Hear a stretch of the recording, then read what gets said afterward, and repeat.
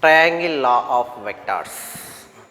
Here earlier we discussed about the parallelogram law of vectors. According to the same as we are going to discuss about triangle law of vectors. In addition of vectors, the next formula is triangle of vectors. According to this, if we take the triangle, if you see the triangle, then it has three sides, and in this triangle the two sides of the triangle will represent the vectors which are in magnitude and direction, and the third side which is represents the resultant of the two vectors. Here the statement of triangle of vectors.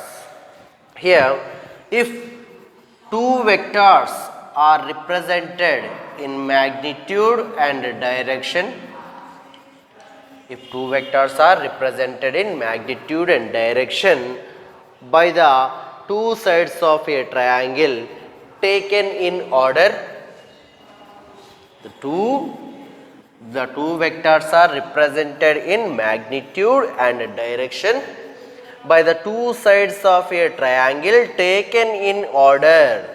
The resultant vector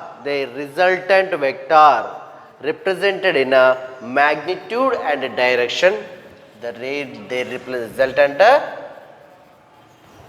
vector represented in magnitude and direction by the third side of a triangle taken in a reverse order. Means here the two vectors are represented in magnitude and direction with the P and Q represented at these are the two vectors. This is the P in this direction and Q is in this direction, represents the two sides of a triangle taken in order. Means here this is the P, and from this the vector also moving in the same direction, means having the one order, either clockwise direction or anti-clockwise direction. Two vectors are represented in magnitude and direction by the two sides of a triangle taken in order, and the resultant represented in magnitude and direction, the third side of a triangle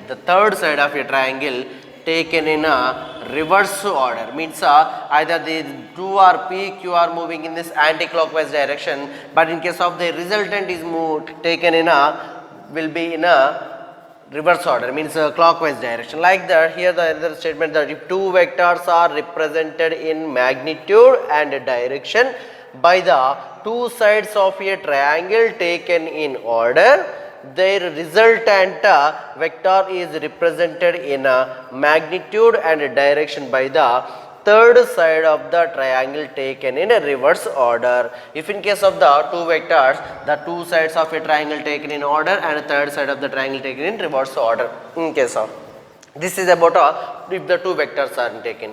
In case of triangle of vectors, when the three vectors are making a particle in equilibrium condition, then here is that F1 is the one vector and F2 is the another vector and F3, these are the coplanets, means it is starting from the same point, and these three forces are making this particle at equilibrium, keeping the particle at equilibrium.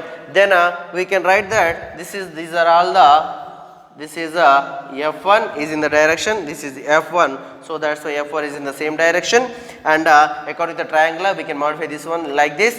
Then F2 is in this direction, so that's why F2 is in this direction, and F3 is in downward direction vertically, so that's why F3 is in this direction. So whenever their magnitudes of these forces are corresponding sides of the triangle will be equal ratio, which is having that equal ratio, means if in case of F1 the F1 is taken in this side, the PQ will be in the opposite direction. So that's why here F1 by PQ and F2 by PR, F1 by PQ and F2 by this is the F2. So F2 is started from this point and ended this point. So that's why this is taken this is PR, and F3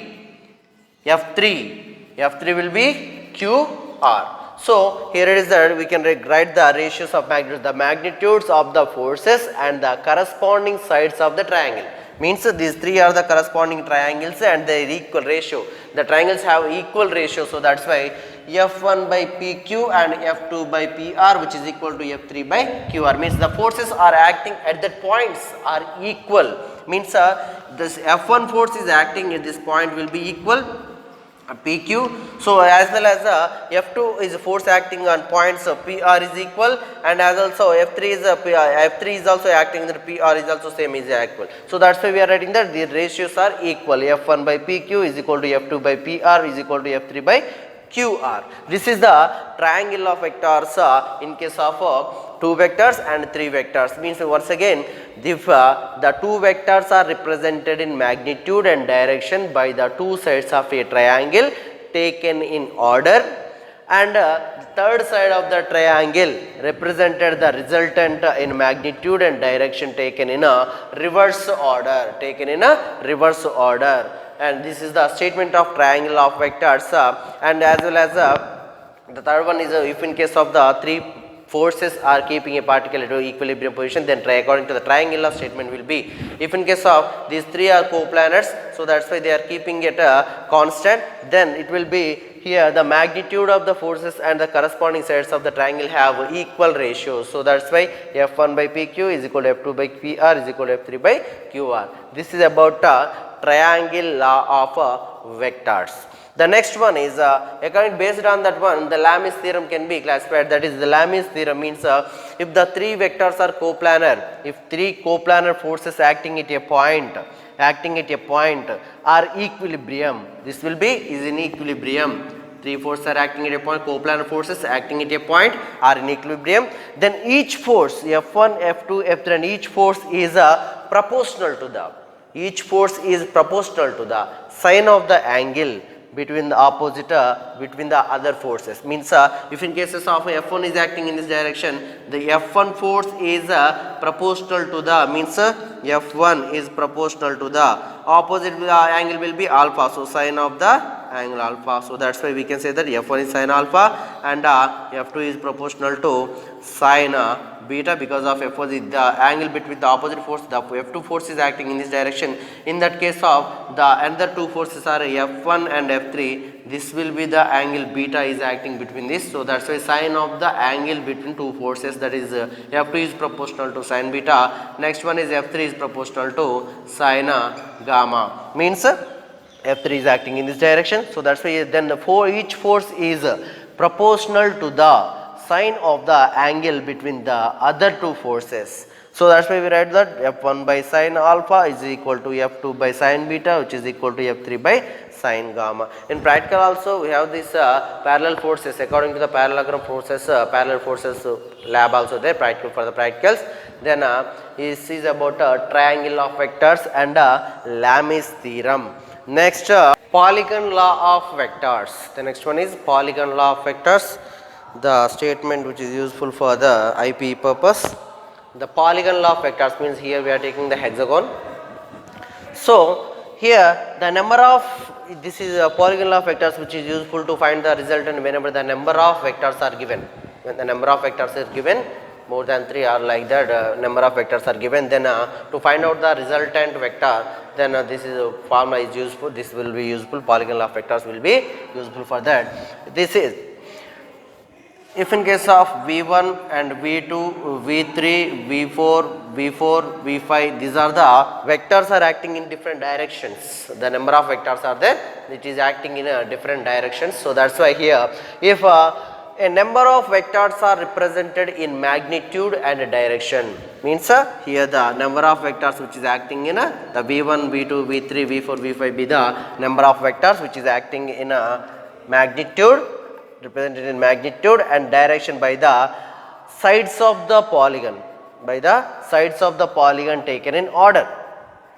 The resultant represented means here is that this is the V1 is in this direction, V2 in this direction, V3 in this direction, V4 in this direction, and V5 is in this direction. These total vectors are represented in magnitude and direction taken in order, means anti-clockwise order. The resultant is represented in both magnitude and direction. The closing side of the polygon taken in a reverse order, means clockwise, means these total vectors are taken in anti-clockwise and the resultant vector represented in magnitude taken in a reverse order, means in opposite order, means if the number of vectors are represented in magnitude and direction by the all the sides of the polygon and taken in order, the resultant represented in magnitude and direction by closing side of the polygon taken in a reverse order. This is about Polygon law of vectors and triangle law of vectors and Lambda's theorem.